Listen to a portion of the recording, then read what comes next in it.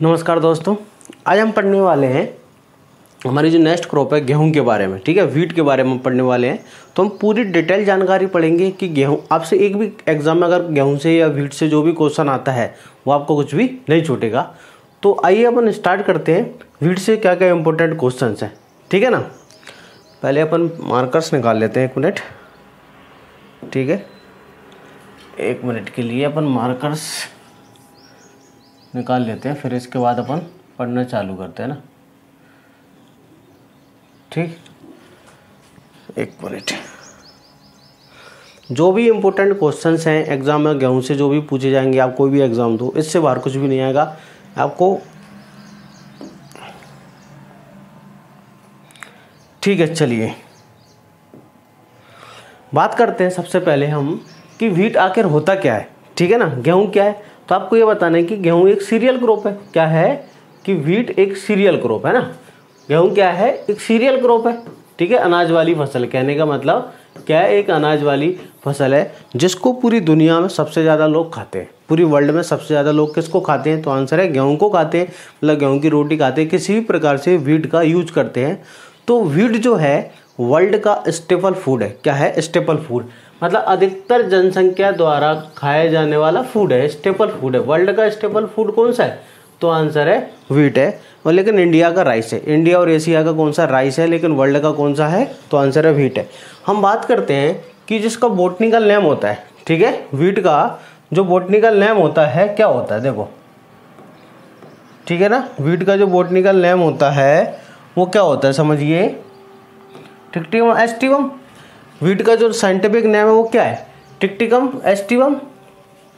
टिक्टिकम aestivum, इसी को हम क्या कहते हैं, इसको हम कहते हैं ब्रेड वीट कहते हैं। ठीक है, इसका जो परिवार होता है, फैमिली, वो क्या होती है, ग्रैमिनेसी। फैमिली क्या होती है, ग्रैमिनेसी, या इसको हम कहते हैं पोएसी फैमिली। कौन सी, ग्रैमिनेसी या पोएसी फैमिली होती है। ओरिजिन प्लेस बहुत महत्वपूर्ण है। ओरिजिन प्लेस क्या है, साउथ वेस्ट एशिया या टर्की। ओरिजिन प्लेस क्या है, साउथ वेस्ट एशिया या फिर टर्की इसका ओरिजिन प्लेस है। क्रोमोसोम नंबर अधिकतर एग्जाम में पूछा जाता है। ठीक है, वीट का क्रोमोसोम नंबर मैक्सिमम एग्जाम में क्वेश्चन पूछा जाता है कि वीट का क्रोमोसोम नंबर कितना है। तो वीट का क्रोमोसोम नंबर है 2n बराबर 42 हेक्साप्लॉइड है। गेहूं क्या है, तो वीट 2n बराबर 42। ठीक है, कितना क्रोमोसोम नंबर, एक्चुअली ये क्या है, 6 हेक्साप्लॉइड है ना। कैसा है, वीट जो है क्या है, हेक्साप्लॉइड है ना। ठीक है, गेहूं क्या है, तो आंसर आपको याद रखना है, गेहूं क्या है, हेक्साप्लॉइड है ना। क्या है, हेक्साप्लॉइड, हेक्साप्लॉइड है। ठीक है, एलो हेक्साप्लॉइड, एलो हेक्साप्लॉइड है। ठीक है, वीट एलो हेक्साप्लॉइड है। इसके बाद इसका जो गैमेटिक नंबर होगा, अगर 2n बराबर 42 है तो n बराबर कितना होगा, n बराबर 21 होगा। ठीक है, इसका जो बेसिक नंबर है, ये बेसिक नंबर क्या होता है, देखो, जो भी ऐसे गेहूं क्या है, हमारा गेहूं होता है एलो हेक्साप्लॉइड, लेकिन ओरिजिनल गेहूं क्या होता है, 2n बराबर 14। ओरिजिनल जो गेहूं होता है, ओरिजिनल मतलब ट्रू डिप्लॉइड स्पीसी, ये जो गेहूं का डिप्लॉइड है, ये डिप्लॉइड वीट होता है। कौन सा होता है, डिप्लॉइड। तो डिप्लॉइड का n कितना है, 7 है, और यही क्या होता है, x।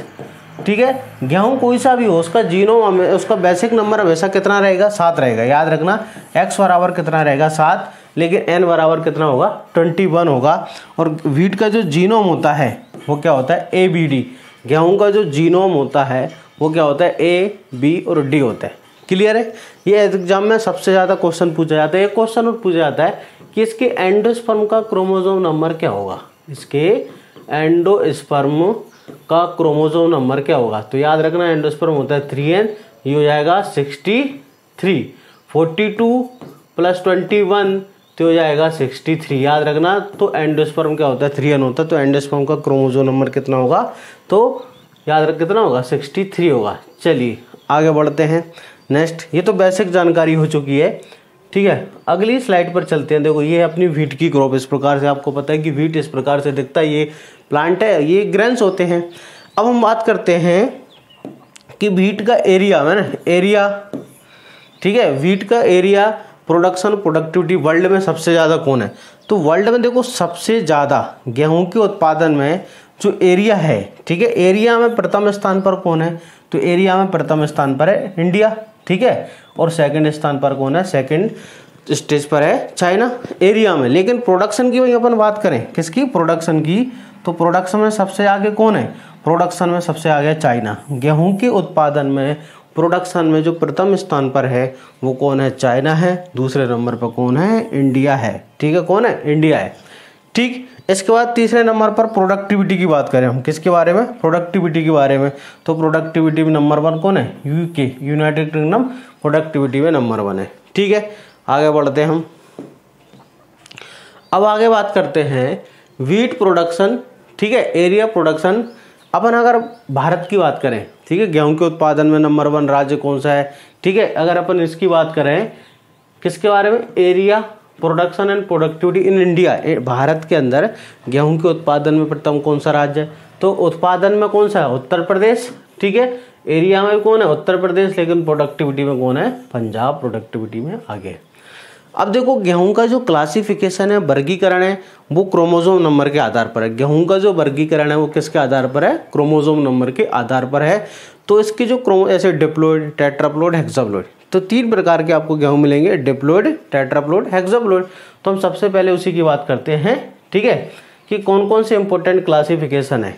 तो सबसे पहले कौन सा है, ठीक है, क्लासिफिकेशन में डिप्लॉइड व्हीट कौन सा है, डिप्लॉइड, याद रखना कौन सा है, डिप्लॉइड व्हीट है, ठीक है। तो डिप्लॉइड स्पीशीज जो हैं, देखो ये डिप्लॉइड व्हीट, डिप्लॉइड का मतलब 2n बराबर 40, डिप्लॉइड का मतलब क्या है, तो डिप्लॉइड का मतलब 2n बराबर 40, ठीक है। इनको कहते हैं इंकॉर्न स्पीशीज भी हम कहते हैं। अब ये 2n बराबर 14 है, याद रखना डिप्लॉइड व्हीट का क्रोमोसोम नंबर कितना है यहाँ पर, तो 2n बराबर कितना है, 14 है। इसके अंदर 2 आती हैं, कौन कौन से आते हैं, एक आते हैं ट्रिटिकम मोनोकोकम, कौन आता है, ट्रिटिकम मोनोकोकम आता है, जिसका क्रोमोसोम नंबर होता है 2n बराबर 14। याद रखना आपको कि ट्रिटिकम मोनोकोकम एक डिप्लॉइड व्हीट होता है, 2n होता है, और उसका क्रोमोसोम नंबर को क्या होता है, उसका क्रोमोसोम नंबर होता है कितना, 14, डिप्लॉइड व्हीट है, ठीक है। इसके बाद दूसरे नंबर पे आता है ट्रिटिकम एजिलोप्लॉइड, है ना, एजिलोप्लॉइड जो है इसका भी क्रोमोसोम नंबर कितना होता है, 14, ये भी क्या है, डिप्लॉइड व्हीट। तो ये दोनों क्या है, डिप्लॉइड व्हीट है, ठीक है। आगे चलते हैं नेक्स्ट और देखते हैं आगे क्लासिफिकेशन, ठीक है। आगे जो क्लासिफिकेशन है वो अपना टेट्राप्लॉइड का, किसका है, टेट्राप्लॉइड स्पीशीज। देखो टेट्राप्लॉइड का जो क्रोमोसोम नंबर होता है वो होता है 2n बराबर 28, कितना होता है, 2n बराबर 28 होता है क्रोमोसोम नंबर किसका, टेट्राप्लॉइड स्पीशीज का, ठीक है। अब देखो टेट्राप्लॉइड के अंदर पहली स्पीशीज, पहला वीट का नाम है कौन सा, एमर वीट, ये जिसको हम कहते हैं ट्रिटिकम डाइकोकम। एमर वीट को क्या बोला जाता है, ट्रिटिकम डाइकोकम इसे बोला जाता है। एमर वीट को क्या बोलते हैं, ट्रिटिकम डाइकोकम इसे हम कहते हैं, क्लियर।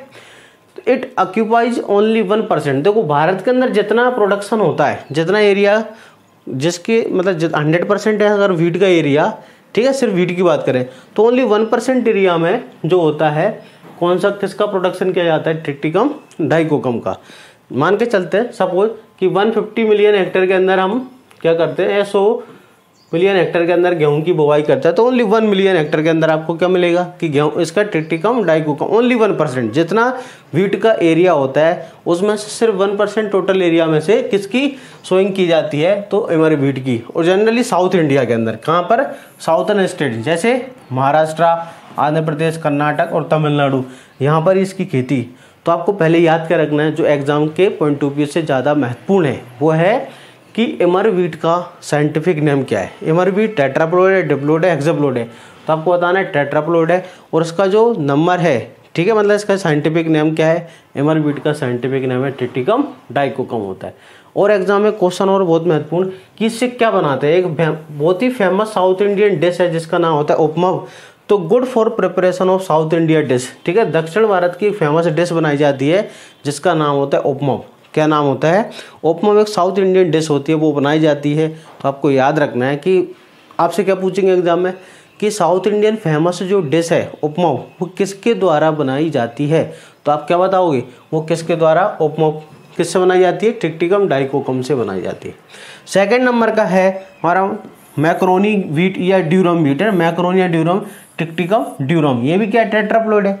तो तो this is considered the very old, सबसे पुराना गेहूँ है ना, वेरी ओल्ड है, यूज्ड फॉर सूजी। ये एग्जाम में आपसे पूछेंगे सूजी बनाने के लिए, रावा बनाने के लिए, है ना, या फिर सेमोलिना, सेमिया, स्पैगेटी प्रिपरेशन, मतलब सूजी, रावा, ठीक है ना, ये सब बनाने के लिए किस गेहूं का यूज करते हैं? तो आंसर है मैक्रोनी या ड्यूरम व्हीट का यूज करते हैं। ठीक है, ये जो है ड्रोट कंडीशन के लिए सुटेबल होता है। It is the best for draught condition. किसके लिए? ड्रोट, याद रखना, ये ड्रोट कंडीशन के लिए बहुत ही अच्छा सुटेबल होता है। जो पंजाब, महाराष्ट्र, मध्य प्रदेश है ना, मध्य प्रदेश में भी, कर्नाटका, तमिलनाडु, गुजरात, यहाँ पर कुछ कुछ एरिया में लगाया जाता है। तो टेट्राप्लोइड व्हीट कितने? 2 हो गए।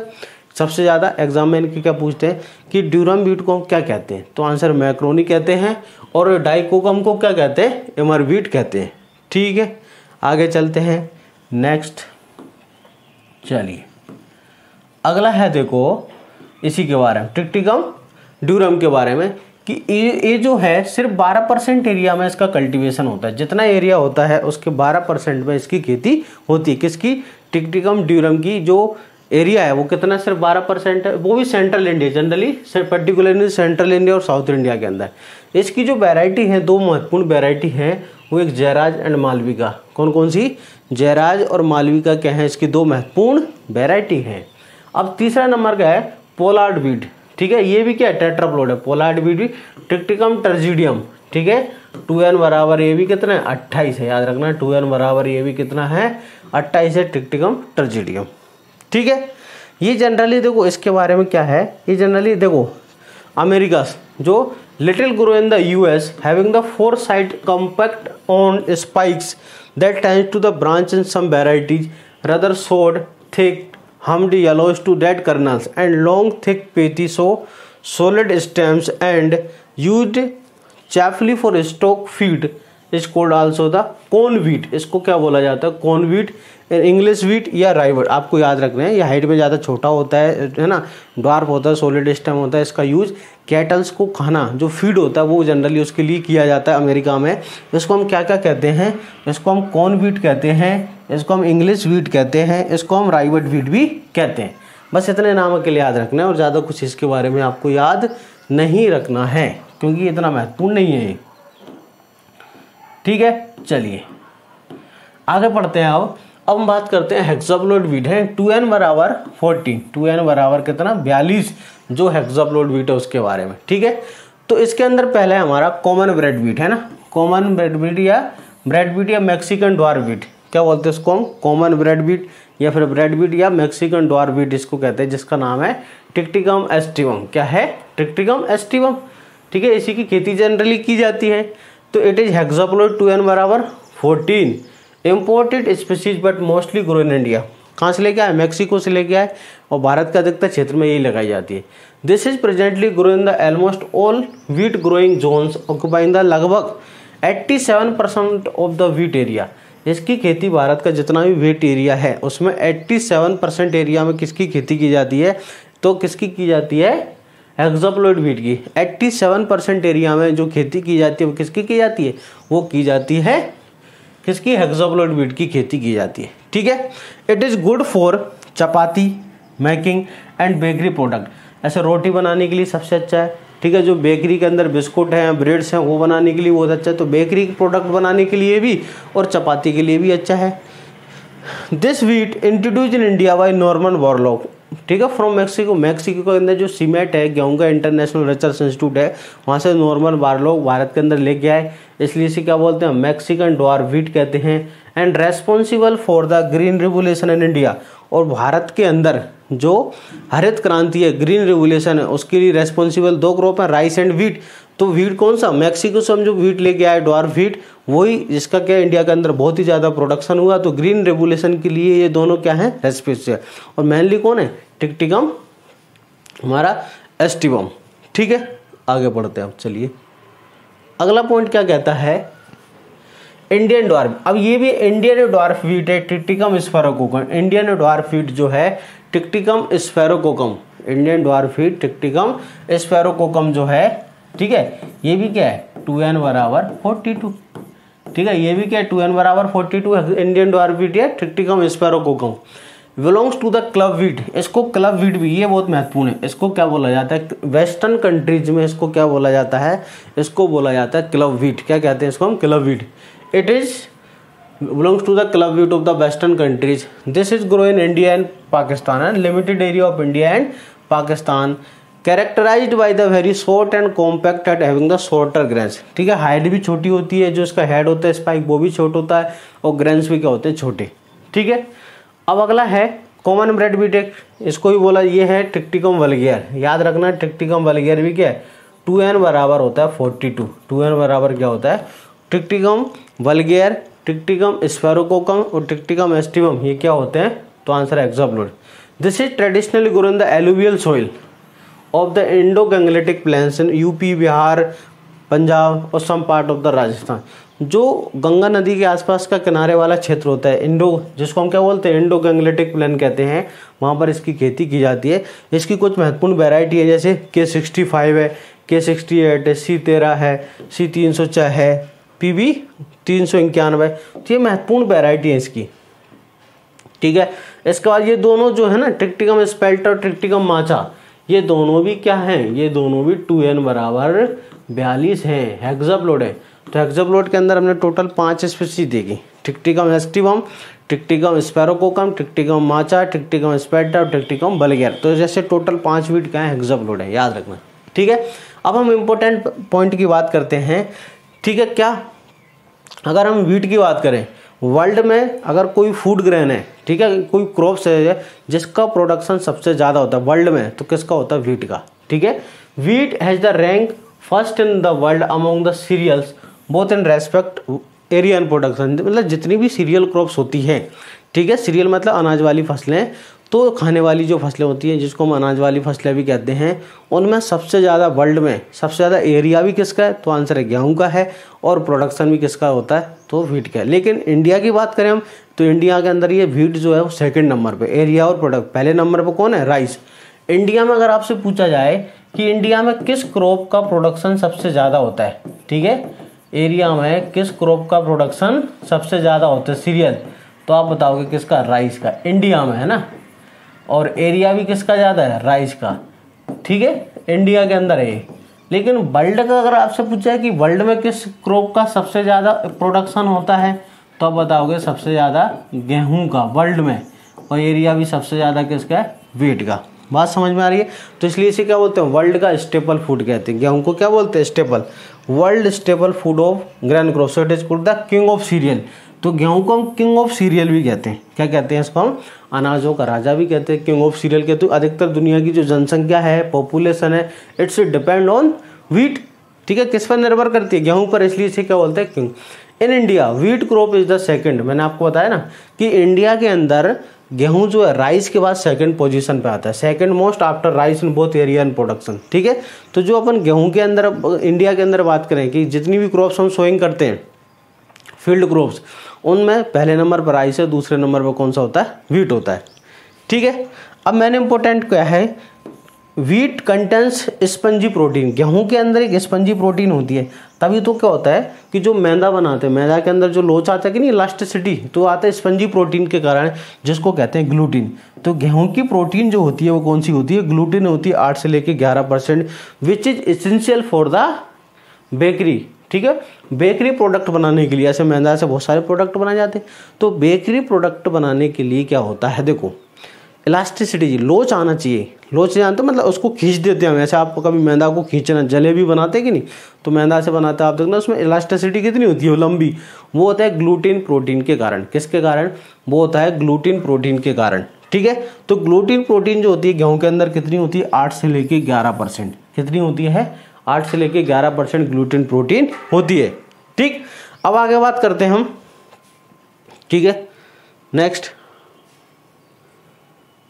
क्या है अगला, gluten somewhat harmful children. Gluten जो है ना, थोड़ी बहुत क्या होती है, जो चिल्ड्रंस होते हैं, चिल्ड्रन हेल्थ के लिए थोड़ी हार्मफुल मानी जाती है, बच्चों के लिए थोड़ी हार्मफुल रहती है। Wheat protein rich in niacin, जो गेहूं की प्रोटीन है वो क्या होती है, नियासिन और थायमिन नाम के जो विटामिन होती हैं वो थोड़ा ज़्यादा होती है। गेहूं के अंदर नियासिन और थायमिन नाम की विटामिन क्या होती है, ज़्यादा होती है। Pearling index in wheat, pearling index in wheat use to determine the hardiness of grain. ये एग्जाम में सबसे ज़्यादा पूछा है। Higher the PI means the lower the kernel hardness. मतलब आपसे पूछेंगे दाने की जो हार्डनेस होती है, कर्नल्स की जो ग्रेन्स की हार्डीनेस को किससे मेजर किया जाता है, उसके लिए यूज करते हैं पर्लिंग इंडेक्स। क्या यूज करते हैं? पर्लिंग इंडेक्स यूज किया जाता है। क्या यूज किया जाता है? Pearling index. अगर किसी भी जो व्हीट है हमारा, ठीक है, तो व्हीट का अगर पर्लिंग इंडेक्स ज़्यादा हुआ, ठीक है, पीआई अगर ज़्यादा हुआ तो क्या समझना आपको, तो उसकी जो हार्डीनेस होती है कम होती है।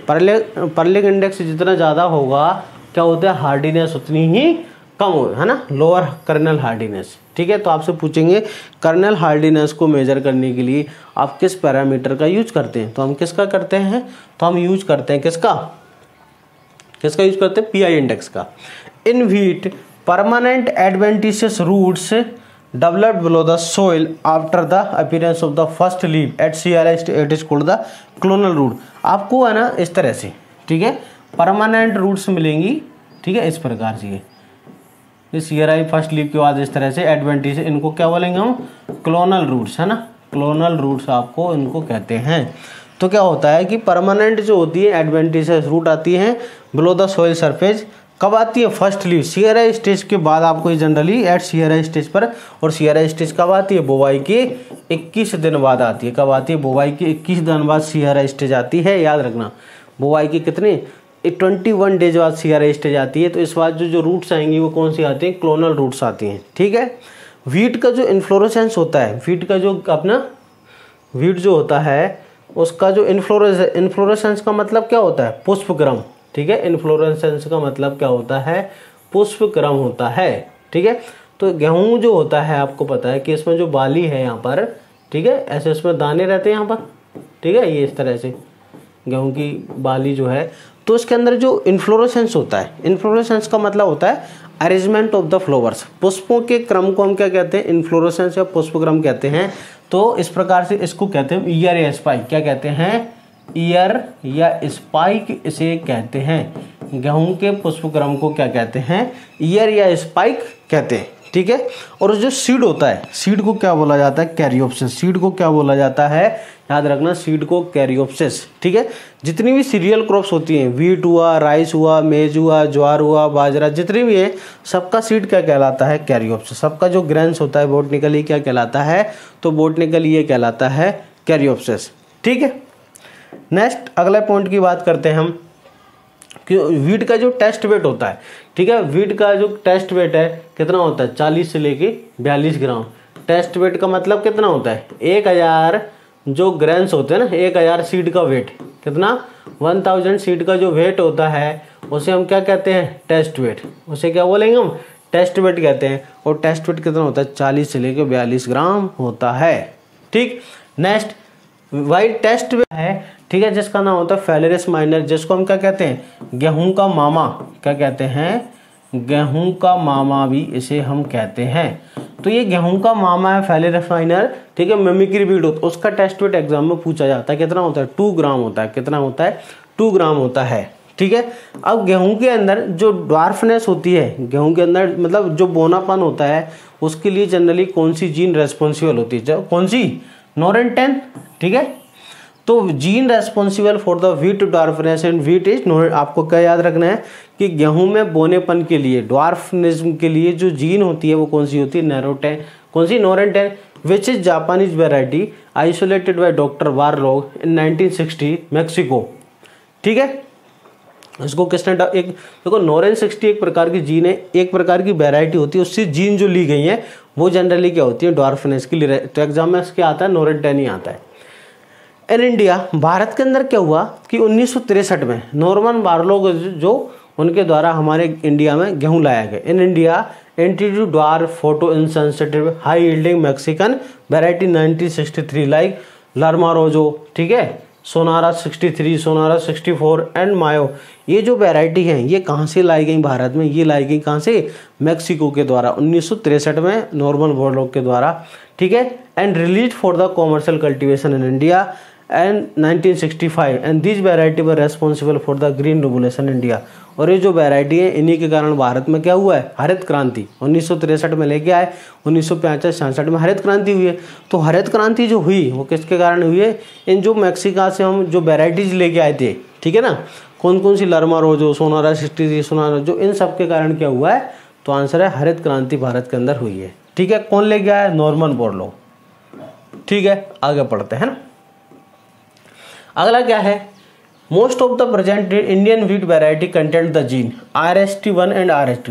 देखो ये जो एक्चुअल जीन होती है ये भी क्या होती है ना, व्हीट में जो ड्वार्फनेज में होता है, बोनापन होता है, उसके लिए ये जीन जिम्मेदार होती है RST1 RST2 reduce height gene. ठीक है, अब गेहूं को किसान क्या करते हैं कि गेहूं की खेती कर ली, हार्वेस्टिंग कर लिया मार्च में, अब तो उसको क्या करेंगे, घर के अंदर स्टोर करके रखते हैं। तो फॉर सेफ स्टोरेज के लिए, भंडारण के लिए, सुरक्षित भंडारण के लिए, सेफ स्टोरेज के लिए कितना चाहिए, मॉइस्चर कितना होना चाहिए, तो 10 से लेके 12%, कितना, 10 से लेके 12% मॉइस्चर पर सुरक्षित रखा जाता है। For safe storage moisture content of grain should be range कितना, 10 से लेके 12%। आपको याद रखना है कि व्हीट के ग्रेन्स को सेफ स्टोरेज के लिए जो मॉइस्चर परसेंट है वो कितना, 10 से लेके 12%। Moisture content eight harvesting stage, कटाई के से समय कितना, 25 से लेके 30%। ये बहुत महत्वपूर्ण है। कटाई के समय गेहूं में कितना नमी होना चाहिए, तो कटाई के समय गेहूं में 25 से लेके 30% नमी, याद रखना। हार्वेस्टिंग के टाइम कितना, 25-30% होना चाहिए। In India of spring semi dwarf variety है ना, कैसी जनरली कैसी वेराइटी लगाई जाती है इंडिया के अंदर, of spring semi dwarf variety लगाई जाती है। और व्हीट का जो हार्वेस्ट इंडेक्स होता है 40 से लेके 45 पर, गेहूं का व्हीट का जो हार्वेस्ट इंडेक्स होता है वो कितना होता है, 40 से लेके 45% होता है। इसका जो फॉर्मूला होता है HI बराबर हार्वेस्ट इंडेक्स का economic yield upon biological yield into 100 ये होता है। या फिर ऊपर क्या होता है, ग्रेन का वेट, ग्रेन वेट, नीचे ग्रेन प्लस स्ट्रो का वेट इनटू 100। तो इसको क्या कहते हैं, हार्वेस्ट कितना, 40 से लेके 45% होता है। ठीक है, नेक्स्ट आगे बढ़ते हैं। जो ग्रेन और स्टोर रेशो होता है मैक्सिकन ड्वार्फ व्हीट के अंदर, याद रखना बहुत महत्वपूर्ण है। ग्रेन और किसका, भूसे का जो है ना रेशो होता है जनरली कितना होता है, 1:1.5 कितना होता है, 1:1.5 रेशो। याद रखना 1:1.5 होता है व्हीट और स्ट्रो का। Mustard is the very common crop which is usually intercrop. आपको पता है गेहूं के साथ सबसे ज़्यादा जो इंटरक्रॉपिंग में क्रॉप ली जाती है वो कौन सी होती है, मस्टर्ड, जो कि हम 9:1 रेशो में, कितने, 9:1 रेशो में लेते हैं। रेशो व्हीट एंड मस्टर्ड कितना होता है, 9:1। गेहूं और सरसों के बीच जो हम इंटरक्रॉपिंग लेते हैं, तो इंटरक्रॉपिंग में इन दोनों के बीच में जो रेशो होता है वो कितना होता है, 9:1 होता है। व्हीट देखो कैसा है, C3 प्लांट होता है, लॉन्ग डे प्लांट है, सेल पोलिनेटेड है। और कैसा होता है, व्हीट सेल पोलिनेटेड होता है, एक C3 प्लांट होता है, और क्या होता है, लॉन्ग डे प्लांट होता है। ठीक है, बायो फर्टिलाइजर कौन कौन से यूज किए जाते हैं, बायो फर्टिलाइजर गेहूं के अंदर एजोटोबैक्टर यूज किया जाता है और एजोस्पेरिलम यूज किया जाता है। बायो फर्टिलाइजर कौन कौन से बैक्टीरिया, एजोटोबैक्टर, एजोस्पेरिलम यूज किए जाते हैं। वाटर यूज एफिशिएंसी कितना है, 12.6 kg पर हेक्टर है ना। ये वाला जो टॉपिक है वाटर यूज एफिशिएंसी का हम पढ़ेंगे इरिगेशन वाले टॉपिक के अंदर वाटर यूज एफिशिएंसी। तो आपको याद रखना डायरेक्टली कि व्हीट की कितनी होती है, 12.6 kg पर हेक्टर mm होती है। ठीक, आगे बढ़ते हैं। ठीक है, वाटर रिक्वायरमेंट, गेहूं की जो वाटर रिक्वायरमेंट होती है वो कितनी होती है, 40 से लेके 450 से लेके 650 सेंटीमीटर होती है। और गेहूं के अंदर जो जर्मिनेशन होता है ये महत्वपूर्ण है। कौन सा जर्मिनेशन होता है, हाइपोजियल जर्मिनेशन। गेहूं के अंदर जो होता है कौन सा जर्मिनेशन प्रेजेंट होता है, हाइपोजियल जर्मिनेशन होता है। कौन सा, हाइपोजियल। हाइपोजियल का मतलब एक समझो इधर कि ग्रेन्स अंदर ही रहता है। ठीक है, यहाँ से प्लांट बाहर निकलता है, यहाँ से प्लांट पत्तियां बाहर निकलती हैं। ठीक, एपीजियल जर्मिनेशन में ग्रेन बाहर आ जाता है। ठीक है, सिंपल समझने के लिए। और बाकी अपन सीड टेक्नोलॉजी के अंदर विद डायग्रामेटिक समझेंगे इसको पूरे हर एक चीज़ को।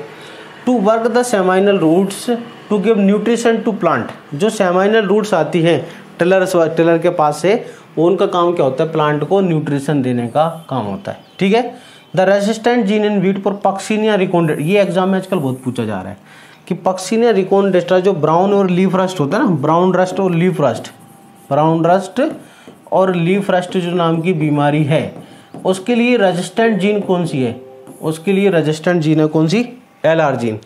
कौन सी जीन है, तो आंसर LR जीन होती है। ठीक है, स्प्रिंग एंड विंटर व्हीट का जो क्रॉस से वैरायटी बनी, स्प्रिंग व्हीट और विंटर व्हीट की जो क्रॉस से वैरायटी बनाई गई है उस वैरायटी का नाम क्या है? तो आंसर है वीरी वैरायटी। क्या है? वीरी वैरायटी।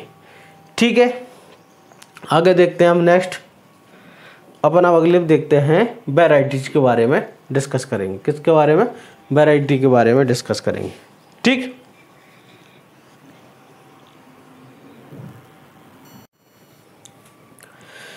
नमस्कार।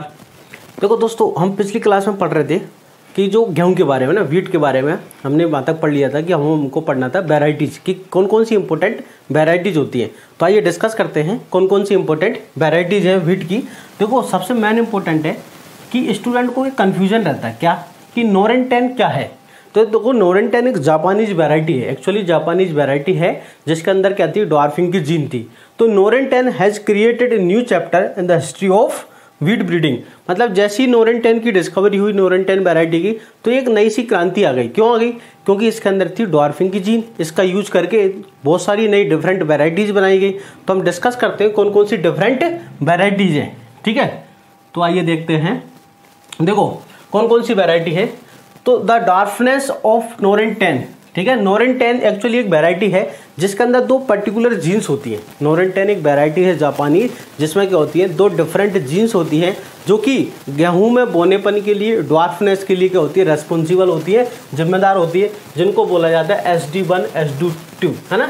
ये दो इंपॉर्टेंट जीन है जो कि किस लिए रेस्पॉन्सिबल होती है? ड्वार्फनेस के लिए रेस्पॉन्सिबल होती है। तो याद रखना आपको। जनरली एग्जाम में क्या सिंपल क्वेश्चन आते हैं कि व्हीट में जो नोरेन 10 है ये किसके लिए है? तो आंसर ड्वार्फनिंग के लिए। ऐसा आएगा आपसे कि गेहूं में बोनेपन के लिए, ड्वार्फनिंग के लिए जीन कौन सी होती है? तो आंसर है नोरेन 10 होती है। या फिर अंदर आएगा तो आपसे पूछेगा SD1 SD2। ठीक है, अब मेन इंपॉर्टेंट है सिंगल जीन ड्वार्फ वैरायटी और डबल जीन और ट्रिपल जीन। क्या एक जीन है, क्या दो जीन है, क्या तीन जीन है? मतलब ड्वार्फ की कितनी जीन है? Single gene variety, double gene variety, triple gene variety. तो सिंगल जीन ड्वार्फ वैरायटी की बात करते हैं तो कौन कौन सी इंपॉर्टेंट है याद रखना? लर्मा रोजो। कौन कौन सी है? Lerma Rojo 64A, Sujata, Girija और सोनालिका। चार इंपॉर्टेंट वैरायटी है। Lerma Rojo 64A, Sujata, Sonalika and Girija. Sujata Girija जो है suitable for the hills, north जो इंडिया का हिली रीजन है वहाँ के लिए सुटेबल है। और सोनालिका जो वैरायटी है developed from the selection of SD153 and RR, इन दोनों के सिलेक्शन से इसको बनाया गया है। ठीक है, तो चार इंपॉर्टेंट आपको याद रखना है। Lerma Rojo 64A, Sujata, Girija and Sonalika, these are the single gene dwarf variety. Okay, next variety की बात करते हैं अब। डबल जीन ड्वार्फ वैरायटी है ना। डबल जीन ड्वार्फ वैरायटी देखो कौन कौन सी है। इसके अंदर आएगी कल्याण सोना, बहुत ही महत्वपूर्ण वैरायटी कल्याण सोना। ठीक है, कल्याण सोना it developed from the Kalyan 227 and सोना 227, इससे इसको बनाया गया है। इसके बाद अगली वैरायटी है सोनारा 64, छोटी लर्मा। ये तीनों एग्जाम में ज़्यादा पूछी जाती है। कौन कौन सी? कल्याण सोना, सोनारा 64, छोटी लर्मा, SD2009, SD2009 अर्जुन। ठीक है, SD2329 जिसको हम क्या कहते हैं? जनक कहते हैं। तो ये सभी क्या है? अर्जुन, जनक, कल्याण सोना, ठीक है, सोनारा 64A, छोटी Lerma, these are the double dwarf gene, मतलब दो जीन वाली ड्वार्फ वैरायटी। और एग्जाम में जो ज़्यादा क्वेश्चन आता है वो ट्रिपल जीन से आता है। एग्जाम में जो क्वेश्चन क्या पूछा जाता है? ट्रिपल जीन वाला एग्जाम में क्वेश्चन पूछा जाता है। ट्रिपल जीन ड्वार्फ वैरायटी और कब बनाई गई? 1970 के अंदर बनाई गई। ईयर बहुत महत्वपूर्ण है, बहुत सारे एग्जाम में पूछी गई है। 1970 के अंदर ये बनाई गई है। 1970 के अंदर ट्रिपल जीन ड्वार्फ वैरायटी बनाई। कौन कौन सी है? हीरा, मोती, लाल बादशाह और जवार। चार इंपॉर्टेंट वैरायटी आपको याद रखना। हीरा, मोती, लाल बादशाह एंड जवार, these are the 4 important variety triple gene dwarf variety. ये चार जो इंपॉर्टेंट वैरायटी है वो कौन सी है? ट्रिपल जीन वैरायटी है। हीरा, मोती, लाल बादशाह और जवार। क्लियर? चलो आगे और वैरायटी के बारे में डिस्कस करते हैं। और म्यूटेंट वैरायटी कि व्हीट की कौन कौन सी म्यूटेंट वैरायटी है? कभी कभी एग्जाम में पूछा जाता है क्या गेहूं के अंदर भी उत्परिवर्तित किस्में म्यूटेंट वैरायटी है? देखो व्हीट के अंदर जो म्यूटेंट वैरायटी है कौन कौन सी है? जो IRI से रिलीज, कहाँ से? IRI से रिलीज हुई है। एक है सरवती सोनारा। कौन सी है? सरवती सोनारा। ठीक है, सरवती सोनारा developed from the Sonara 64A। और एक है पूसा लर्मा। कौन सी है? Pusa लर्मा developed from the लर्मा Rojo 64A। तो आपको याद रखना दो क्या है म्यूटेंट वैरायटी है, ये बनाई गई गामा रेडिएशन से। किसके द्वारा? याद रखना आपको, गामा रेडिएशन। ठीक है, किसके द्वारा? तो गामा रेडिएशन से। गामा रेडिएशन क्या है एक प्रकार से? तो ये फिजिकल म्यूटाजन है ना, क्या है? Physical mutagen. तो गामा रेडिएशन या फिजिकल म्यूटेशन से कौन सी वैरायटी? सरबती सोनारा और पूसा लार्मा दोनों बनाई गई। क्लियर है? ठीक है, आगे पढ़ते हैं। अब कुछ इंपॉर्टेंट वैरायटीज है, अदर पॉपुलर वैरायटी, जैसे लोकवन। एग्जाम में पूछेंगे लोकवन क्या है। तो लोकवन जो वैरायटी है, अधिकतर बहुत सारे लोग हैं ना इसको खाने के पर्पज से ग्रो करते हैं। चपाती मेकिंग क्वालिटी, मतलब रोटी बनाने के लिए। तो खाने के लिए सबसे अच्छा गेहूँ रहता है, वैसे सरबती रहता है। इसके बाद सरबती थोड़ा महंगा मिलता है, तो हम लोकवन ज़्यादा प्रेफर करते हैं। तो ये लेट सोइंग के लिए सुटेबल, फॉर लेट सोइंग के लिए क्या सुटेबल है, याद रखना। लोकवन जो है लेट सोइंग के लिए सुटेबल होता है। इसके बाद C306। C306 क्या है? फार्मी वीट इसको कहते हैं।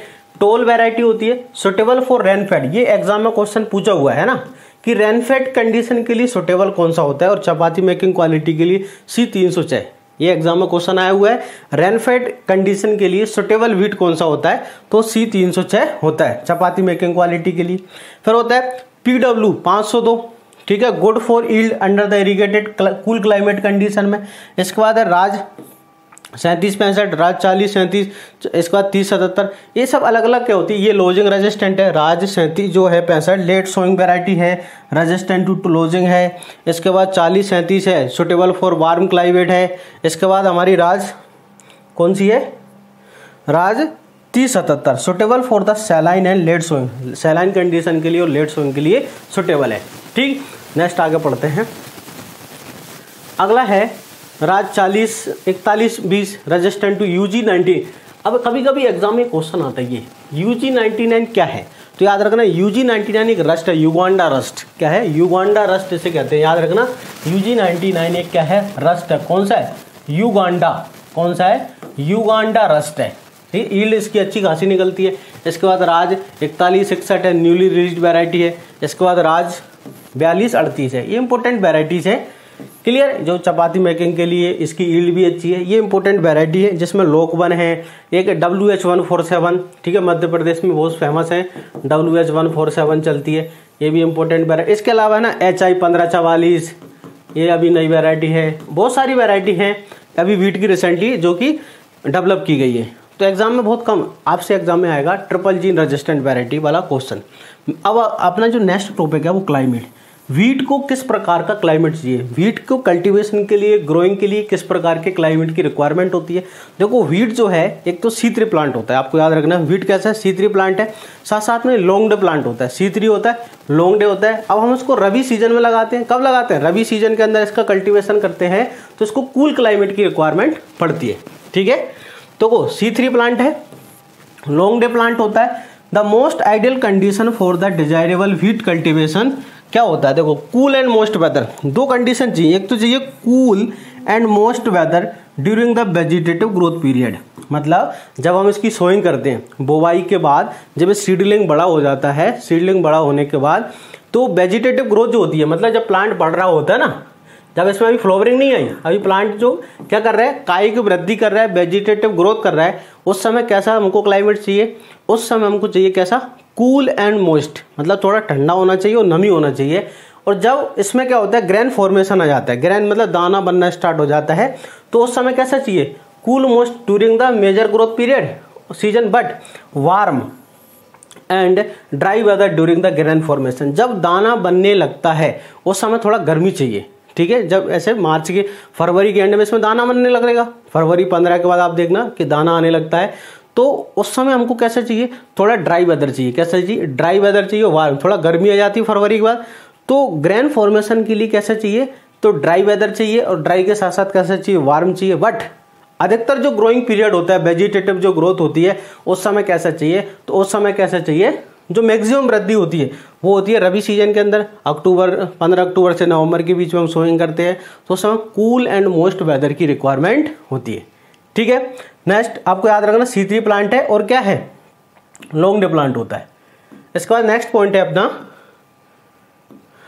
Temperature required for. ये जो टेम्परेचर है ये बहुत ही इंपॉर्टेंट है। डिफरेंट एग्जाम्स में IUPAS AFO में बहुत ज़्यादा क्वेश्चन आते हैं टेम्परेचर से। जहाँ IUPAS AFO का जो एग्जाम होता है वहाँ पर बहुत ज़्यादा क्वेश्चन आते हैं, तो आपको टेम्परेचर की टेबल बहुत अच्छे से याद रखना कि मिनिमम टेम्परेचर कितना चाहिए वीट को कल्टीवेशन के लिए, मिनिमम टेम्परेचर कितना चाहिए।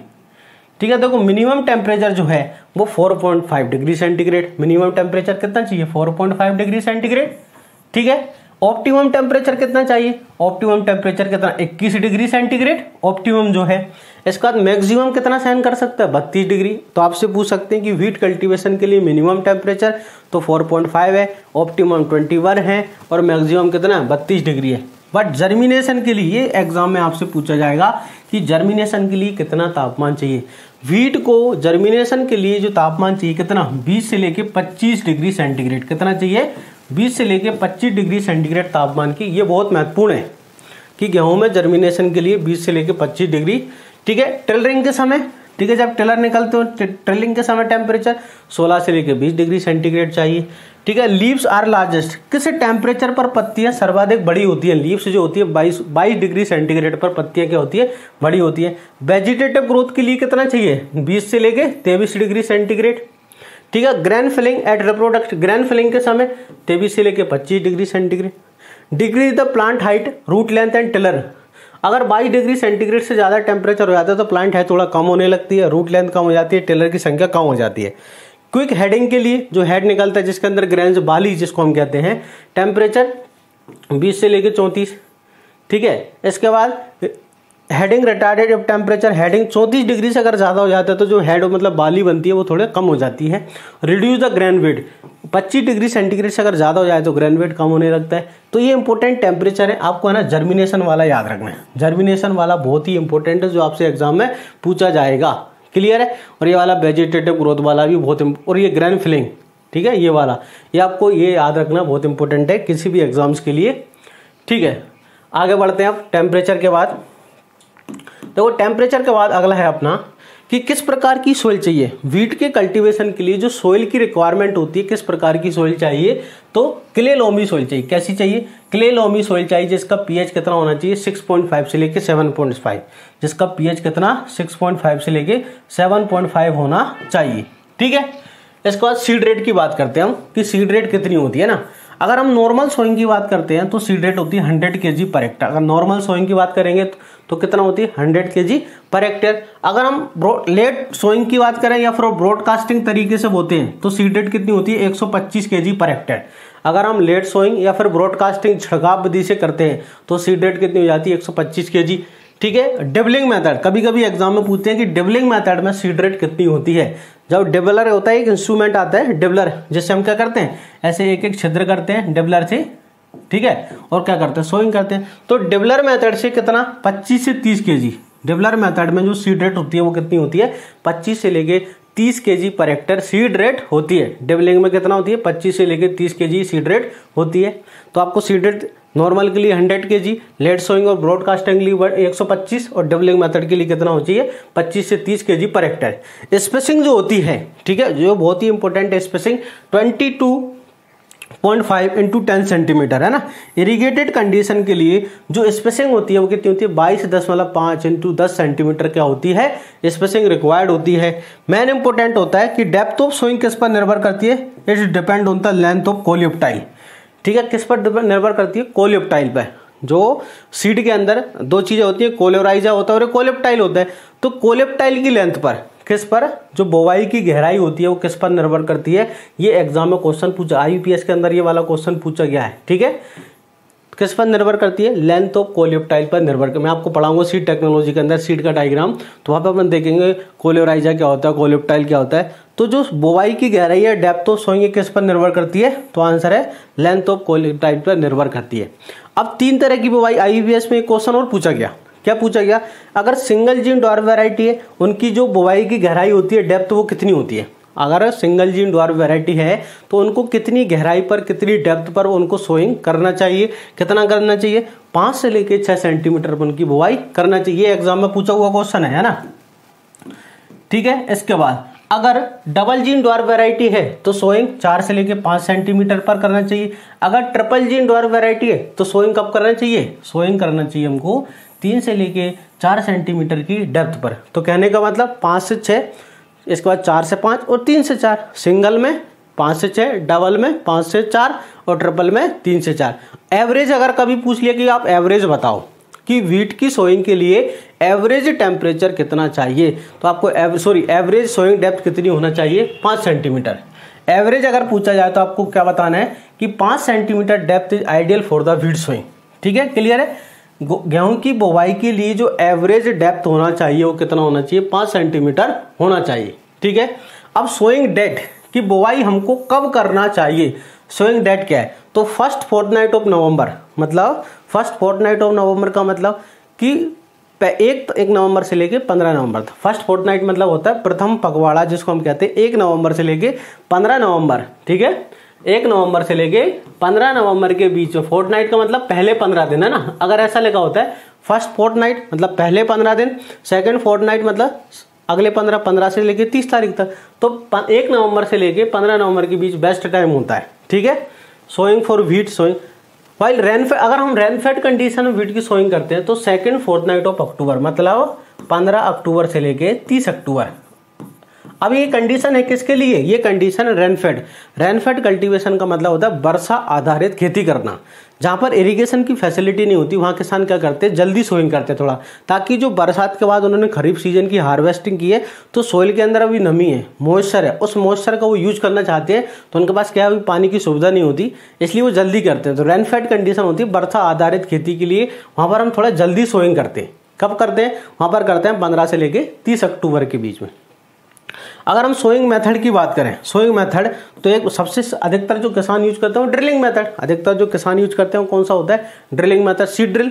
ठीक है, seed cum fertilizer drills are best for method of wheat sowing, जिसके अंदर सीड भी होता है और फर्टिलाइजर होता है, दोनों एक साथ का अपन DAP जो मिला के साथ में होते हैं, सीड कम फर्टिलाइजर ड्रिल।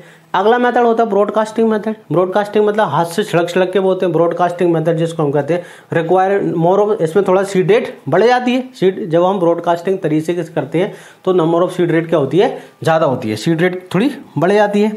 आगे बात करते हैं, इसके बाद अगला जो सोइंग का मेथड है, अगला कौन सा है, देखो तीसरा है डिबलिंग मेथड। तीसरा कौन सा है, डिबलिंग मेथड। डिबलिंग मेथड में एक इक्विपमेंट मैंने आपको बताया, एक इक्विपमेंट होता है जिसका नाम होता है डिबलर। डिबलर ऐसा होता है, ये आपको मार्कर दिख रहा है ना, सेम ऐसा ही होता है। इससे जमीन में गड्ढा कर देते हैं, एक दाना डाल देते हैं, उसको पैक कर देते हैं, फिर गड्ढा किया, इस प्रकार से हम करते हैं। तो sowing with the equipment is dibbler. Dibbler जिससे क्या होता है, यहाँ पर जो सीड रेट बहुत कम हो जाती है, 25 से 30। मैंने आपको अभी बताई कि डिबलिंग मेथड में सीड रेट बहुत कम हो जाती है, कितनी, 25 से लेके 30 kg पर हेक्टेयर। ये क्या हो जाती है, सीड रेट हो जाती है यहाँ पर। तो यहाँ पर नंबर ऑफ जो सीड रेट क्या होती है, घट जाती है, required less seed than the normal method. ठीक है, एक होता है बियॉन्ड द प्लो मेथड, मतलब जो प्लो होता है हमारा हल जिसको हम कहते हैं, उसके पीछे दो तरीके से, एक नाई की सहायता से और एक कैरा मेथड और पोरा मेथड होते हैं। ठीक है, बिहाइंड तो दीज मेथड्स आर 2 टाइप। ये आपको बिहाइंड द प्लो मेथड मतलब जो हल होता है प्लो, उसके पीछे हम सोइंग करते हैं। अधिकतर किसान ये करते हैं, बैलगाड़ी यूज करते, बैल यूज करते हैं ना। तो कैरा मेथड और पोरा मेथड। कैरा मेथड क्या होता है, याद रखना, कैरा मेथड क्या होता है, when seeds are dropped by hand in the furrow made by country plough is known as the Cairo.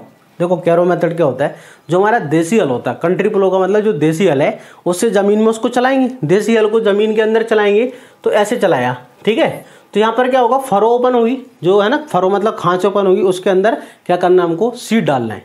When seeds are dropped by hand in the furrow made by country plough is known as the kera. इसको क्या बोला जाएगा, इसको कैरा method कहते हैं। बात समझ में आ रही है, इसको क्या बोलेंगे, कैरा मेथड कहेंगे। पोरा मेथड क्या होता है, when seeds are dropped in the furrow. ठीक है, when seeds are dropped in the furrow made by funnel और नाई। ठीक है, जो नाई होती है जिसके अंदर ऐसे आपने एक साथ में चलता है किसान, ऊपर से ऐसे मिट्टी में बीज लेकर डालता रहता है, नाई होती है, उस पर एक फनल लगी होती है, उसके अंदर 2 पाइप लगे होते हैं ऐसे, तो वहाँ नीचे डायरेक्ट सीड जाता रहता है। तो प्लो के पीछे अगर नाई लगी हो, फनल लगा होता हो या फिर नाई हो, नाई की सहायता से अगर क्या करते हैं, हम सोइंग करते हैं, जो कि प्लो के पीछे लगी होती है, उसको क्या बोलते हैं, पोरा मेथड। तो पोरा और कैरा मेथड क्या होते हैं, प्लो के पीछे, एक में हम डायरेक्ट बोएंगे, एक में नाई या फनल की सहायता से क्या करते हैं, सीड को उसके अंदर डालते हैं। क्लियर है, तो 2 मेथड होते हैं, कैरा मेथड और दूसरा कौन सा होता है, पैरा मेथड। एक 5वें नंबर का एक नया मेथड है जिसका नाम होता है FIRB मेथड। ये new method of sowing furrow irrigated raised bed. Exam में इसका फुल फॉर्म पूछा गया है, इसका फुल फॉर्म क्या है, तो आपको याद रखना, फरो इरिगेटेड राइज्ड बेड सिस्टम। क्या होता है, furrow irrigated raised bed system इसका मतलब होता है। ठीक है, इसका पूरा मतलब क्या होता है, furrow irrigated rice base system. यहाँ पर बहुत सारी फरो बनाती है, उनके अंदर पानी भर दिया जाता है। It gives the average to higher yield then the other method. आपने देखा ऐसे क्यारी बना के फरो बना देते हैं, इसके ऊपर पानी भर देते हैं यहाँ पर, तो यहाँ पर ऊपर ऊपर इनकी बुवाई की जाती है। इसको कहते हैं FIRB मेथड। तो ये पांचों जो हमने मेथड पढ़े कौन कौन से, सीड ड्रिल से, डिबलिंग से, ब्रॉडकास्टिंग से, बिहाइंड द प्लो मेथड और FIRB मेथड, ये पांचों क्या हैं, ये पांचों सोइंग के मेथड्स होते हैं। ठीक, अब आगे बात करते हैं। ठीक है, इरिगेशन स्टेज, ये बहुत इंपॉर्टेंट है ना, यहाँ से हमेशा एक क्वेश्चन एग्जाम में पूछा जाता ज़्यादातर यहाँ से पूछा जाता है। इरिगेशन स्टेज, गेहूं के अंदर सबसे इंपॉर्टेंट क्वेश्चन तो यही बनता है कि हमको सिंचाई की जो कौन कौन सी अवस्थाएं होती है, इरिगेशन की कौन कौन सी अवस्थाएं होती है, कब इरिगेशन करना चाहिए। देखो हमको जनरली वीट के अंदर 4 से 6 इरिगेशन देते हैं। कितना, wheat require 4 to 6 irrigation for optimum yield and total water requirement कितना चाहिए, 450 से लेके 650 मिलीमीटर वाटर की। तो गेहूं की वाटर रिक्वायरमेंट कितनी है, 450 से लेके 650 mm, और हमको कितने इरिगेशन देना चाहिए, 4 से लेके 6 इरिगेशन की रिक्वायरमेंट होती है। ठीक है, अब मेन इंपॉर्टेंट है इसकी जो क्रिटिकल स्टेजेस होती है वो कौन कौन सी होती है, कब हमको इरिगेशन देना चाहिए। ठीक है, CRI पर कब देना है, टिलरिंग पर, जॉइंटिंग पर, मिल, ये हमको पढ़ना पूरा। तो critical stage for wheat irrigation, ठीक है, ये सारी अपने को पढ़ने। वाटर रिक्वायरमेंट कितनी है, 450 से लेके 650। अब एक होता है क्राउन रूट इनिशिएशन, CRI ना। क्राउन रूट मतलब होता है transition zone between the root and shoot is known as a crown root initiation. क्या होता है आप देखना, ठीक है, क्या होता है कि जो हमारा रूट और शूट होता है ना, यहाँ पर जो यहाँ पर स्टार्टिंग में यहाँ पर नीचे रूट होती है, ऊपर शूट होता है, तो इन दोनों के जो बीच वाला यहाँ पर जड़ें निकलती है स्टार्टिंग में, उनको बोलते हैं CRI रूट्स, है ना। क्राउन रूट इनिशिएशन जोन होता है वो, यही सबसे मेन इंपॉर्टेंट होता है। तो इरिगेशन की जो पहली स्टेज होती है, इरिगेशन की सबसे महत्वपूर्ण स्टेज, अगर आपसे वीडियो में पूछा जाए कि आपको इरिगेशन देना सबसे महत्वपूर्ण स्टेज कौन सी होती है, मेन इंपॉर्टेंट होती है CRI, है ना। क्राउन रूट इनिशिएशन स्टेज कौन सी होती है, क्राउन रूट इनिशिएशन स्टेज होती है। 21 डेज आफ्टर द सोइंग, कब आती है, ये आती है बुवाई के 21 दिन बाद। कब आती है, ये आती है बुवाई के 21 दिन बाद। कब आती है, 21 डेज आफ्टर द सोइंग। आ रहा समझ में, अगर हमने 21 days after sowing, if crop does not irrigate on this stage about 40% loss of production. बात समझ में आ रही है, अगर हमने इस अवस्था पर, CRI अवस्था पर अगर हमने सिंचाई नहीं करते हैं तो क्या होता है, याद रखना, लगभग 40% उत्पादन में कमी आ जाती है, प्रोडक्शन में कमी आ जाती है। किसके कारण, CRI अवस्था में अगर आपने इरिगेशन नहीं है तो लगभग 40% प्रोडक्शन में कमी आ जाती है। और ये CRI अवस्था किसने दी थी, RBL भारद्वाज ने। RBL भारद्वाज के द्वारा CRI स्टेज दी गई थी। क्लियर। इसके बाद most critical stage of wheat irrigation, सबसे इंपॉर्टेंट अगर आपसे पूछा जाए कि गेहूं में इरिगेशन के लिए, सिंचाई के लिए मोस्ट क्रिटिकल स्टेज कौन सी होती है, तो मोस्ट क्रिटिकल स्टेज होती है कौन सी, CRI स्टेज। कौन सी, क्राउन रूट इनिशिएशन स्टेज होती है। नेक्स्ट आगे चलते हैं। ठीक है, सेकंड स्टेज कौन सी होती है, देखो आपसे पूछा जाए CRI कब आती है, तो बुवाई के सोइंग के 21 डेज आफ्टर, 21 दिन बाद आती है। अगली स्टेज कौन सी है, अगली स्टेज होती है हमारी टिलरिंग स्टेज। कौन सी, टिलरिंग स्टेज होती है, जो कि बुवाई के 40 से 45 दिन बाद आती है। मतलब हर एक में 20-20 जोड़ते चलो आप, 20 अगले 20 दिन बाद, अगले 20 दिन बाद, अगले 20 दिन बाद, आ रही समझ में। तो up to the 40 to 45 days after sowing, फिर अगले 20 दिन 60।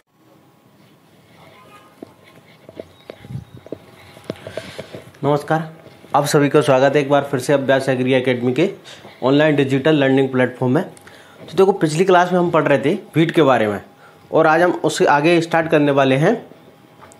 हम पढ़ने वाले हैं आज इरिगेशन की कौन कौन सी स्टेजेस होती हैं, जो क्रिटिकल स्टेजेस होती है इरिगेशन की, वो कौन कौन सी हैं, हमको कब इरिगेशन देना चाहिए। बात समझ में आ रही है, हमको वीट में कब कब इरिगेशन देना चाहिए, कौन कौन सी क्रिटिकल स्टेजेस होती हैं, उनके बारे में हम डिस्कस करते हैं। ठीक है, तो दोस्तों उनके बारे में डिस्कस करते हैं हम। एक मिनट,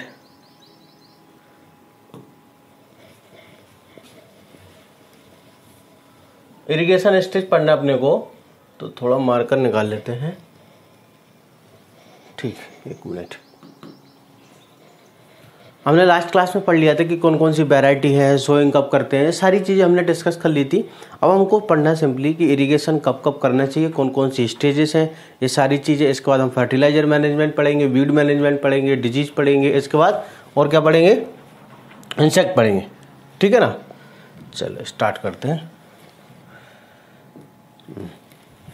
तो देखो इरिगेशन जो स्टेजेस होती हैं वीट के अंदर, मैंने आपको पिछली क्लास में बता दिया था कि वीट के लिए जो वाटर का रिक्वायरमेंट होता है, आपसे पूछेंगे गेहूं को कितना पानी चाहिए, वाटर रिक्वायरमेंट कितनी है, तो आपको बताना है 450 से लेके कितना होता है 650, कितना होता है 450 से लेके 650 क्या होती है उसकी वाटर रिक्वायरमेंट होती है। Clear.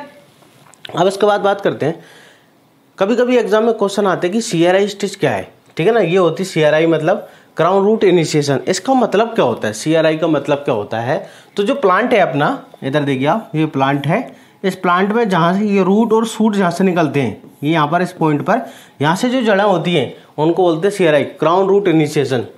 Transition zone between root and shoot, मतलब जो जहाँ से जड़ और तना निकलते हैं उसके बीच वाले जो बिल्कुल पास वाला क्षेत्र है यहाँ पर, ये इसको यहाँ से जो जड़ें निकलती है उन्हें बोलते हैं क्राउन रूट इनिशिएशन जड़ें, ठीक है।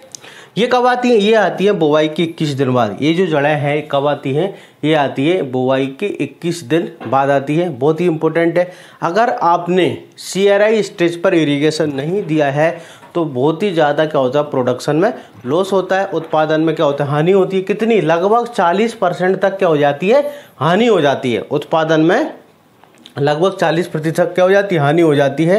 ये जो CRI स्टेज है ये किसने दी थी, RBL भारद्वाज ने। आपको याद रखना है कि CRI stage is given by किसके द्वारा, RBL भारद्वाज के द्वारा दी गई थी। मोस्ट क्रिटिकल स्टेज और वीट जो इरिगेशन आ रहा है, सबसे ज़्यादा पानी की आवश्यकता वाली है, सबसे ज़्यादा most critical stage for irrigation. सिंचाई मतलब आपको अगर देना ही है तो CRI स्टेज सबसे ज़्यादा इंपॉर्टेंट है। ये एग्जाम में सबसे ज़्यादा क्वेश्चन पूछा जाता है, ठीक है। स्टार्ट करते हैं। नेक्स्ट अपना है अगली स्टेज अपनी टिलरिंग स्टेज है ना। टिलरिंग स्टेज कब आती है, 40 से लेके 45 दिन। अपने को क्या करना है, देखो आपको पता है कि CRI 21 डेज आती है, हर एक में 20-20 दौड़ते जाना है, 20 प्लस करते जाना है ना। आगे लिख दो 20 प्लस करना है, फिर 20 प्लस करना है, तो 20 प्लस करोगे तो लगभग 40 से लेके 45 दिन आ रहा है समझ। फिर 60 से लेके 65, हर एक में क्या करना है अपने को 20 प्लस करते चलना है। तो अगली स्टेज होती है टिलरिंग स्टेज। टिलर आप सभी जानते हैं, टिलर मीन्स के हिंदी में कहते हैं कल्ले फटना। ये वीट प्लांट है, आपको यहाँ से नजर आएगा इस तरह से, ठीक है। यहाँ से आपको क्या नजर आएगा, इस प्रकार से कल्ले फटने, है ना। ये आपको देख रहे हैं यहाँ से साइड में से छोटे छोटे प्लांट निकलते हैं, जैसे सूट, उनको क्या बोलते हैं हम, टिलर्स। तो ये कब आती है, टिलरिंग स्टेज आती है 40 से लेके 50 दिन बाद। कब आती है, 40 से लेके 45 दिन बाद। 40 से लेके 45 दिन बाद आती है बुवाई की। फिर इसके बाद होती है जॉइंटनिंग स्टेज। ये कब आती है जॉइंटनिंग स्टेज, 60 से लेके 65 दिन बाद आती है। कब आती है, 60 से लेके 65 दिन बाद आती है। फिर आती है फ्लावरिंग स्टेज या बूटिंग स्टेज। कब आती है, 80 से लेके 85 दिन बाद। देखो पहले 21 था, 20 जोड़े 40, फिर 20 जोड़े हमने 60 से, फिर 20 जोड़े यहाँ पर कितना 80 से लेके 45। फिर अगला मिल्किंग स्टेज। मिल्किंग स्टेज 100 से लेके 105 दिन, ठीक है, फिर 20 जोड़े हमने। इसके बाद डफ स्टेज। डफ स्टेज कब आती है, फिर भी 115 से लेके 120। तो हमको ये सारे डेज याद रखने की कौन सी अवस्था कब आती है। बात समझ में आ रही है। Tillering stage, jointing stage, flowering stage, milking stage, dough stage, ठीक है। ये सारी जो स्टेज हमको याद रखना है। अब एग्जाम में क्वेश्चन आता है कि डफ स्टेज क्या होती है। ये एग्जाम में क्वेश्चन पूछा हुआ है डफ स्टेज के बारे में कि व्हाट इज डफ स्टेज। देखो मिल्किंग अवस्था पे आप सभी जानते हैं कि गेहूं का जो दाना जब बन रहा होता है, ग्रेन का फॉर्मेशन जब हो रहा होता है, उसमें क्या होता है, छोटे छोटे जो ग्रेन्स होते हैं उसमें मिल्क निकलता है, व्हाइट कलर का। क्या निकलता है, मिल्क, ठीक है। आप अगर आप उसको देखोगे दबाकर तो उसमें क्या निकलेगा, मिल्क निकलेगा। बट जब धीरे धीरे जो मिल्क होता है वो हार्ड होते जाता है, मिल्क धीरे धीरे क्या हो जाता है, हार्ड होने लगता है, ग्रेन हार्ड होने लगता है। उसी अवस्था को क्या कहते हैं हम, क्या कहते हैं, डफ स्टेज कहते हैं, ठीक है। Dough stage is refers to when milky fluid is great, अरे milky fluid in wheat grains turn into harden. जो क्या होता है, फ्लूइड होता है, मिल्की फ्लूइड, वो क्या होने लगता है, कठोर होने लगता है, उसको क्या बोलते हैं, डफ स्टेज कहते हैं। If water is available to provide only single irrigation.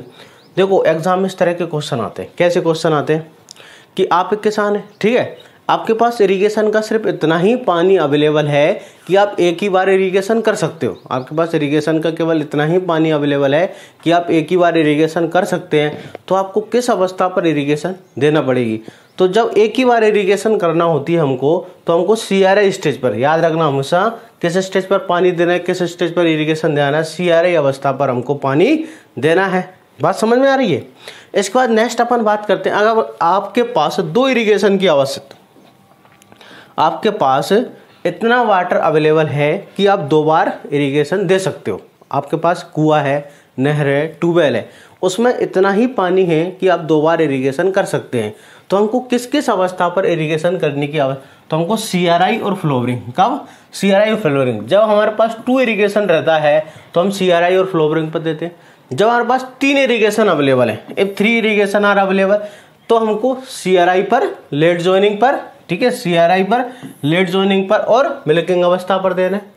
जब 4 इरिगेशन अवेलेबल हो, इफ 4 इरिगेशन आर अवेलेबल, तो हमको CRI पर, टिलरिंग पर, फ्लोवरिंग पर और मिल्किंग स्टेज पर देना है। मतलब CRI पर तो हमेशा देना ही देना आपको, CRI पर, टिलरिंग पर, फ्लोवरिंग पर और मिल्किंग स्टेज पर आपको देना है।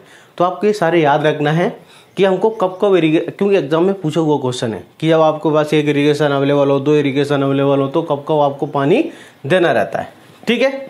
इसके बाद बूटिंग स्टेज इन वीट। देखो बूटिंग स्टेज क्या होता है कि वीट के अंदर, ठीक है, गेहूं का जो प्लांट है उसमें जो रिप्रोडक्टिव स्टेज होती है, मतलब ग्रेन्स वहाँ से बाली निकलना चालू होती है, फ्लावर आना चालू होता है, तो वो क्या होती है booting stage.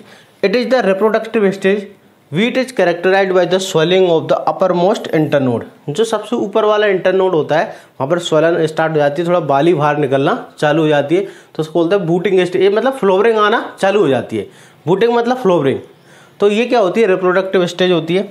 The spike which is enclosed held by the last leaf is called flag leaf. और सबसे ज़्यादा जो एरिया होता है वो किसका होता है, फ्लैग लीफ का। इधर देखिए डायग्राम में, डायग्राम देखिए अभी, तो ये बूटिंग स्टेज है ना, ये है बूटिंग स्टेज।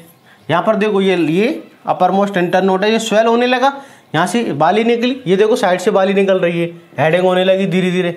ये वाला जो इधर से फोटो लिया गया है इसके पीछे धीरे धीरे बाली निकलने लगी है प्रॉपर, तो यहाँ पर ये प्रॉपर बाली निकलने लगी। यहाँ पर फ्लोवर ओपन हो चुका है, देखो एंथेसिस मतलब फ्लोवर का खुलना, ये एंथेसिस हो गया, एंथेसिस मतलब फ्लोवर का खुलना।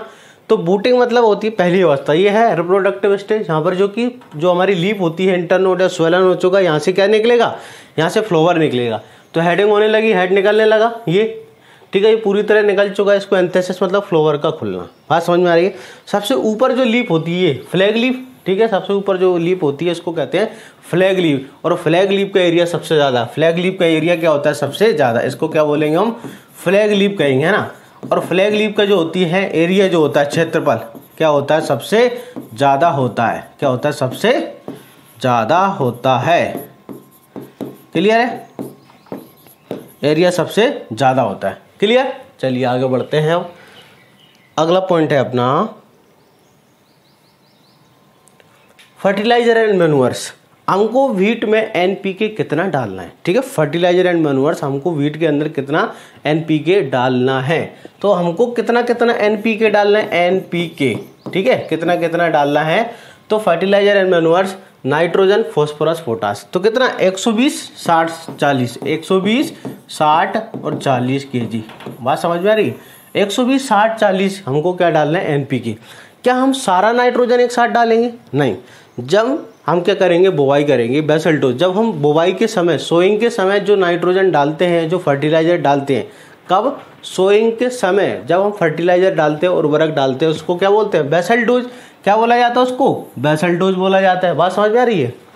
तो हम क्या करेंगे, जो 120 है उसमें से 60 kg नाइट्रोजन, फॉस्फोरस पूरा का पूरा और पोटास पूरा का पूरा, है ना, पोटास पूरा का पूरा हम ये बेसल डोज के रूप में डालेंगे। आधा नाइट्रोजन, फॉस्फोरस पूरा, पोटेशियम पूरा। ये कब डालेंगे, ये डाला जाएगा कब, सोइंग करते समय, बेसल डोज के समय। Half dose of nitrogen and full dose of NPK applied at basal dose, ठीक है, बुवाई कर। अब जो बची हुई कितनी नाइट्रोजन, कितना बचा है, 60 kg बचा है, हमने 60 तो उपयोग कर लिया, 60 kg बचा हुआ है।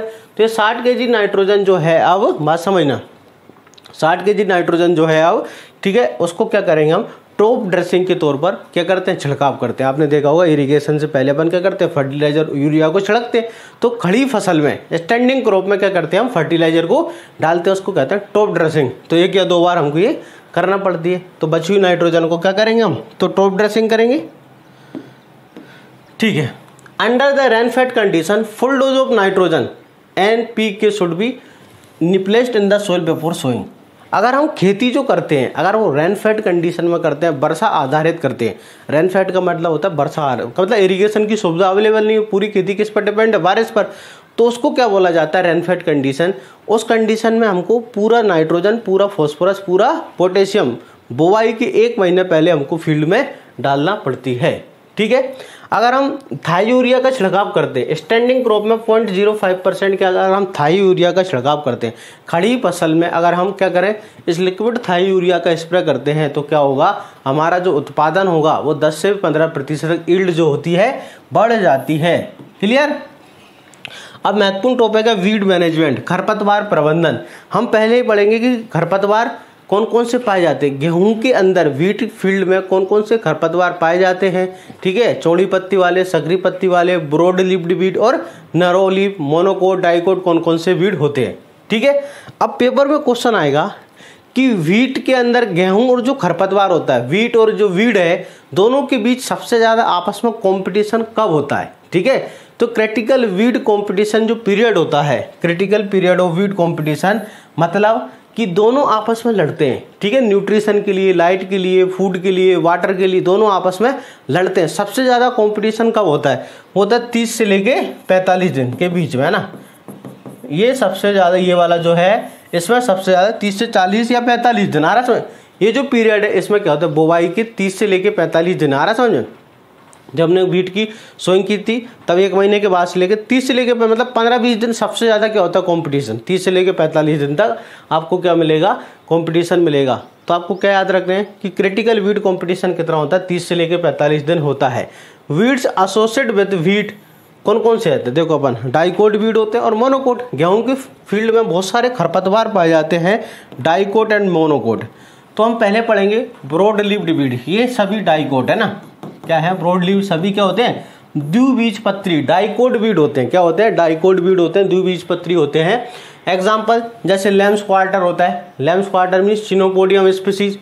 ठीक है। इसके बाद scarlet pimpernel, anagallis arvensis, sweet clover, melilotus indica, fine leaf, fumitory, fumaria, कोनेस्पूरी, ठीक है, स्पर्गुला और फील्ड वीड बीन। ये इंपॉर्टेंट है, ये इंपॉर्टेंट है ना, ये दो महत्वपूर्ण याद रखना, चिनोपोडियम और कन्वेनुलस अर्वेंसिस। ठीक है। इसके बाद और है अभी तो देखो ओनियन वीड है, इसके बाद स्वाइन क्रीस है, इसके बाद जंगली पालक है, और इसके बाद येलो पी है और एक थिस्टुले वीड है। ये सभी क्या होते हैं, डाइकोट वीड है। ये सभी क्या है, द्विबीजपत्री चौड़ी पत्ती वाले डाइकोट खरपतवार है जो कि गेहूं के अंदर उपस्थित होते हैं। इनमें से दो महत्वपूर्ण याद रखना, कौन कौन से, चिनोपोडियम और कन्वेनुलस अर्वेंसिस, दो सबसे ज़्यादा इंपॉर्टेंट है। अब हम बात करते हैं मोनोकोट वीड। ठीक है। ग्रासिस एक बीजपत्री है और या फिर इसको बोलते हैं नैरो लीव्ड वीड। क्या होते हैं ये, नैरो सकरी पत्ती वाले, नैरो लीव्ड वीड, सकरी पत्ती वाले खरपतवार। बात समझ में आ रही है, ये कौन से हैं, सकरी पत्ती वाले खरपतवार होते हैं। और मोनोकोट मतलब एक बीजपत्री वाले होते हैं, इनको घासे हो जाते हैं, ग्रासिस। इसके अंदर आएगा सबसे पहले वाइल्ड ओट, एवेना फटुआ जिसको कहते हैं, या फिर एवेना लुडोवेसियाना। तो एवेना फटुआ वाइल्ड ओट आ गया। इसके बाद सबसे महत्वपूर्ण जो आते हैं वो है फेलेरिस माइनर, जिसको हम क्या कहते हैं, गेहूं का मामा। ठीक है। क्या बोला जाता है इसको, गेहूं का मामा, Phalaris minor. Canary grass, Phalaris minor जो है ये सबसे महत्वपूर्ण है, जो कि पेपर में आते हैं, जिसको हम गेहूं का मामा, गिल्ली डंडा, मंडूसा, ठीक है, नकलची खरपतवार, मिमिक्री वीड्स भी कहते हैं। इसके बाद ब्लू ग्रास, पोआ, राई ग्रास, लोलियम स्पीसी। अब एक अदर कैटेगरी होती है सेड्स। ठीक है। ये जो कैटेगरी है एक्चुअली ये जो है मोनोकोट ही है, लेकिन ये ग्रामनी फैमिली में नहीं आती, ये है मोनोकोट लेकिन ग्रामनी, जैसे पर्पल नट सेज। ठीक है। साइप्रस रोटेंडस, साइप्रस रोटेंडस मतलब होता है नागर मोथा। क्या होता है, नागर मोथा। अब ये नागर मोथा जो खरपतवार है, ठीक है, इसकी फैमिली पेपर में पूछी जाती है, साइपरेसी। इसकी फैमिली जो है वो कौन सी होती है, साइपरेसी फैमिली होती है। बहुत ही ज़्यादा इंपॉर्टेंट है, याद रखना। इसकी जो फैमिली महत्वपूर्ण एग्जाम में पूछी जाती है, कौन सी है, साइपरेसी इसकी फैमिली है। इसके बाद मैनेजमेंट ऑफ मोनो। अब हम इसका मैनेजमेंट कैसे करेंगे, है ना, मोनोकोट वीड का हम मैनेजमेंट कैसे करेंगे। ठीक है। देखो अब मैनेजमेंट कैसे किया जाएगा, मोनोकोट वीड का मैनेजमेंट कैसे करेंगे अपन, management of the monocot weeds. सबसे इंपॉर्टेंट कौन सा है? फेलेरिस माइनर, सबसे मेन इंपॉर्टेंट फेलेरिस माइनर है। फेलेरिस माइनर मतलब क्या है? कैनरी ग्रास या फिर गेहूं सा, गेहूं का मामा, ठीक है ना, मंडूसी, गिल्ली डंडा, इसके इतने सारे नाम होते हैं, गेहूं सा, गिल्ली डंडा, गेहूं का मामा, नकलची, खरपतवार, मिमिक्री बीड, इतने सारे नाम। इसको कंट्रोल करने के लिए हमको क्या करना है? हमको आइसोप्रोटीरिन, किसका छिड़काव करते हैं? आइसोप्रोटीरिन का छिड़काव किया जाता है eight the rate of 1.0 kg active. हमको किसका छिड़काव करना है? इसका, किसका? तो आंसर है आइसोप्रोटीरिन का छिड़काव करना है। ठीक है, कब करना है? तो 25 से 30 दिन के बाद। ठीक है, बुवाई के 25 से 30 दिन के बाद हमको किसका छिड़काव करना है? हमको इसका छिड़काव करना है। ठीक, क्लियर है? बात समझ में आ गई? तो आइसोप्रोटीरिन का हम क्या करते हैं, एग्जाम में कभी कभी पूछा जाता है कि वीट के अंदर कौन सा हर्बिसाइड यूज किया जाता है, तो आइसोप्रोटीरिन। अब समस्या क्या हो रही है? देखो, अब समस्या ये हो गई कि हम लगातार आइसोप्रोटीरिन का यूज कर रहे हैं, किसको कंट्रोल करने के लिए? फेलेरिस माइनर को, जिसके कारण फेलेरिस माइनर में धीरे धीरे आइसोप्रोटीरिन के अगेंस्ट क्या आ रही है? रेजिस्टेंट डेवलप होती जा रही है, लगातार वो उससे मर नहीं रहा है। तो इसकी खोज किसने की? तो जो हिसार एग्रीकल्चर यूनिवर्सिटी है, वहाँ के जो प्रोफेसर है मलिक जी, उन्होंने इसकी डिस्कवरी की। ठीक है, कि जो फेलेरिस माइनर होता है उसमें क्या हो रहा है कि उसमें कुछ नए जीनोटाइप हमको देखने को मिल रहे हैं कि वो अब फेलेरिस माइनर से नहीं मर रहे हैं, रेजिस्टेंट हो गए हैं। तो ये तो समस्या हो गई, तो हमको नया हर्बिसाइड डालना पड़ेगी, क्योंकि अब इससे वो मर ही नहीं रहा। तो phalaris minor so resistance against the isoproturon has been be reported by doctor R.K. Malik at Hisar. तो इन्होंने बताया कि हम इसकी जगह हम दूसरा हर्बिसाइड यूज कर सकते हैं। कौन सा? Sulfosulfuron at the rate of 20 gram, या फिर metsulfuron methyl at the rate 40 gram active ingredient. ठीक है, बात समझ में आ रही है? इसका यूज कर सकते हैं 30 से लेकर 35 दिन बाद। Should be use instead of isoproturon against the phalaris minor. इससे फायदा क्या? देखो, मैट सल्फ्यूरोन या सल्फ्यूसल्फ्यूरिन से छिड़कने से एक तो मोनोकोट, ये फेलेरिस माइनर भी मर जाएगा, साथ साथ में डाइकोट, जो चौड़ी पत्ती वाले होते हैं, ब्रॉड लिव्ड खरपतवार होते हैं, वो भी मर जाएंगे। ठीक है, इसका जो एवेना फटुआ है, एवेना फटुआ, फेलेरिस माइनर, ये क्या होते हैं? गेहूं के मिमिक्री खरपतवार, नकलची खरपतवार होते हैं ना। एवेना फटुआ और फेलेरिस माइनर क्या होते हैं? ये होते हैं मिमिक्री खरपतवार। क्या होते हैं? नकलची। नकलची का मतलब कि दिखने में किसके समान होते हैं? ये दिखने में होता है किसके? गेहूं के समान। इनका जो फीचर्स होते हैं, प्लांट पूरा दिखने में किसके समान होता है? गेहूं के समान ही होता है। नकल मतलब सेम टू सेम उसकी नकल, जैसे चाइनीज बनाते कि नहीं, चाइनीज वाले बिल्कुल सेम टू सेम ऐसी कैसी कॉपी बना देते हैं। चाइनीज सभी आपस में एक दूसरे की वजह से कॉपी होते हैं, शक्ल उनकी पहचान में आती नहीं है, ऐसे ही होता है। तो ये यहाँ पर मिमिक्री बीड होता है। कौन? फेलेरिस माइनर और एवेना फटुआ। Management of dicot. अब हम चौड़ी पत्ती वाले खरपतवारों का कंट्रोल कैसे करेंगे? तो मैंने इंपोर्टेंट 2,4-D का छिड़काव। ठीक है, याद रखोगे आप इस समय कि चौड़ी पत्ती वालों को मारने के लिए जनरली किसका यूज करते हैं? 2,4-D का छिड़काव किया जाता है। तो जैसे बथुआ जो है ना, बथुआ, चीनोपोडियम एल्बम, एनालजेसिस, मेलिलोटस, ठीक है, फील्ड बीन है, हेरनकुरी है, कनमेनुलस अर्वेंसिस, जो कि गेहूं का एक ऑब्जेक्शनल वीड है ना। तो इन सबको कंट्रोल करने के लिए हमको किसका छिड़काव करना है? 2,4-D का। किसका? तो 2,4-D एस्टर साल्ट का हमको क्या करना है? पोस्ट इमरजेंस हर्बिसाइड है, इसका छिड़काव करना है 30 से लेकर 35 दिन बाद। ठीक है, और जिससे क्या होगा? चौड़ी पत्ती वाले खरपतवार कंट्रोल हो जाएंगे, क्योंकि 2,4-D जो होता है चौड़ी पत्ती वाले खरपतवारों को ही मारने का काम करता है। ठीक, चलो आगे बढ़ते हैं। और 2,4-D, अगर हम 2,4-D और आइसोप्रोटीरिन का मिक्सर डालें, किस किस का? 2,4-D और आइसोप्रोटीरिन का मिक्सर डालते हैं तो क्या होता है? वो ग्रासेस को भी कंट्रोल कर लेता है और ब्रॉड, दोनों को, सकरी पत्ती वाले, चौड़ी पत्ती वाले ग्रासेस को और ब्रॉड लीफ दोनों को कंट्रोल कर सकता है। अगर हम व्हीट और मस्टर्ड को इंटरक्रॉपिंग में लगाते हैं ना, 9:2 रेशो में लगाते हैं, गेहूं और सरसों को 9:1 रेशो में हम क्या करते हैं? लगाते हैं क्रॉपिंग सिस्टम में। तो प्री इमरजेंस एप्लीकेशन ऑफ पेंडामेथिलिन और ऑक्सी। तो हमको किसका यूज करना है? हमको छिड़काव करना है पेंडामेथिलिन और ऑक्सीफ्लोरोफेन का। किसका? पेंडामेथिलिन और ऑक्सीफ्लोरोफेन का छिड़काव करना है। बात समझ में आ रही है? Wheat and mustard cropping system में अगर हम दोनों को एक साथ लगाते हैं तो हमको किस हर्बिसाइड का यूज करना है? पेंडामेथिलिन और ऑक्सीफ्लोरोफेन का यूज करना है। अगर हम व्हीट और ग्राम इंटरक्रॉपिंग लगाते हैं, किस किस का? व्हीट एंड ग्राम इंटरक्रॉपिंग लगाया जाता है, तो हमको किसका यूज करना है? पेंडामेथिलिन एंड किसका? आइसोप्रोटीरिन का यूज करना है। अब मेन इंपोर्टेंट देखो, यहाँ पर 2 पॉइंट लिखे हैं। क्या लिखे हैं? कि जो चीनोपोडियम होता है वो क्या होता है? चीनोपोडियम एब्सोल्यूट वीड होता है, और कन्वेन्युलस अर्बेंसिस जो होता है ऑब्जेक्शनल वीड होता है। पहले इन दोनों को समझना, ये एग्जाम में पूछे जाएंगे ना कि एब्सोल्यूट वीड क्या होता है। आपसे पूछेंगे गेहूं का एब्सोल्यूट वीड कौन सा है, तो चिनोपोडियम एल्बम है। ऑब्जेक्शनल वीड कौन सा है, तो कन्वेन्युलस अर्बेंसिस है, हिरणकुरी जिसको हम कहते हैं। अब ये क्या होते हैं, तो एब्सोल्यूट वीड का मतलब होता है ऐसा खरपतवार जो क्रॉप लैंड मतलब फसल के साथ जुड़ा होता है। फसल आपको है ना, ये वेस्टलैंड के अंदर नहीं देगी, ये हमेशा पर्टिकुलर आपको किसी फसल के साथ जुड़ा मिले। आपको कहीं भी सड़क किनारे नहीं मिलेगा, ये हमेशा कहाँ मिलेगा, खेत में। तो क्रोप्ड लैंड के जो वीड होते हैं, आ रहा समझ में, जहाँ हम खेती करते हैं उस जगह अगर ऐसे खरपतवार उगते हैं वो कौन से होते हैं, एब्सोल्यूट होते हैं। अब ऑब्जेक्शनल क्या होता है, देखो ऑब्जेक्शनल वीड वो होते हैं आपत्तिजनक। ऑब्जेक्शनल का मतलब क्या होता है, आपत्तिजनक वीड होता है। वो होते हैं कि इनकी जो प्लांट की हाइट होती है, ऑब्जेक्शनल खरपतवार इन प्लांट की हाइट जो अपनी मेन क्रॉप है व्हीट है उसी के बराबर होती है। जब हम गेहूं की हार्वेस्टिंग करते हैं तो क्या होगा, इसकी भी हार्वेस्टिंग हो जाएगी। बात समझ में आ रही है, जब हम गेहूं की हार्वेस्टिंग करेंगे तो इसकी भी हार्वेस्टिंग हो जाएगी साथ साथ में, क्योंकि दोनों की हाइट बराबर है। जब इसकी भी हार्वेस्टिंग हो जाएगी तो इसके जो बीज हैं, सीड हैं, वो किसके साथ, गेहूं की सीड के साथ हार्वेस्टर में मिक्स हो जाएंगी। हार्वेस्टिंग करेंगे ना अपन, तो जिससे इनके सीड को सेपरेट करना बहुत मुश्किल होती है। इनके जो बीज है अगर एक बार मिक्स हो गए तो उनको अलग करना बहुत ही मुश्किल होता है। तो उसको क्या बोलते हैं, उसको ऑब्जेक्शनल वीड कहते हैं।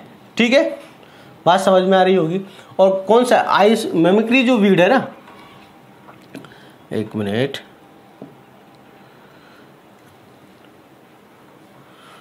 अगला है एक अपना फेलेरिस माइनर, वो क्या है, मिमिक्री वीड। फेलेरिस माइनर क्या है, अपना मिमिक्री वीड होता है। फेलेरिस माइनर क्या, मिमिक्री वीड हो, कौन सा है, फेलेरिस माइनर क्या है, मिमिक्री वीड होता है।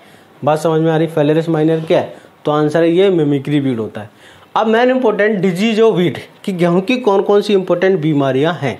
बात समझना, गेहूं की कौन कौन सी महत्वपूर्ण बीमारियां हैं। ठीक है, अब कौन कौन सी इंपॉर्टेंट डिजीज है, अब हाँ हम क्यों पढ़ रहे हैं, देखो एग्रोनॉमी की जितने भी लेक्चर हैं आपको हर क्रॉप के साथ बीमारी और इंसेक्ट पढ़ेंगे। क्यों पढ़ेंगे, ताकि आप पर्टिकुलर जब कोई सी भी क्रॉप पढ़ो तो वहीं पर बीमारियां भी पढ़ लो साथ में और कीट भी पढ़ लो। इसलिए मैंने ऐसे नोट्स बनाए सारे आपको कि पैथोलॉजी का रजिस्टर ना खोलना पड़े, एंटोमोलॉजी के नोट्स ना ओपन करना पड़े।